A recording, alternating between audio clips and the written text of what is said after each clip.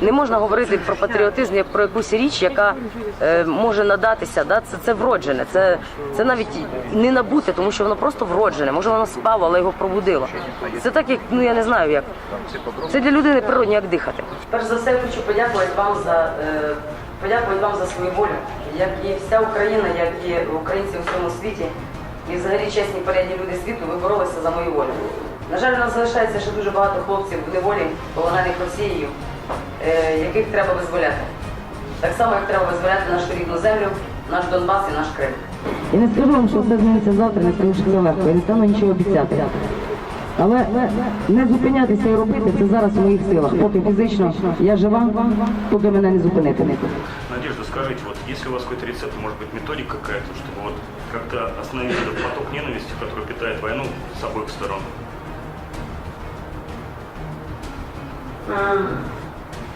Пам'ятаю, хто сказав, дайте мені змій, я зроблю з людей свиней.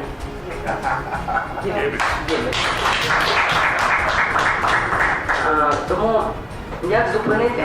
Ну, я, наприклад, не дивлюся телевізор, не дивлюся інтернет. Я їжджу і бачу людей. І якщо ми починаємо нашу розмову з того, що ми сваримося, а закінчуємо тим, що ми дякуємо один одному і аплодуємо, то тоді це перемога. Значить, ми вже побороли цю ненависть.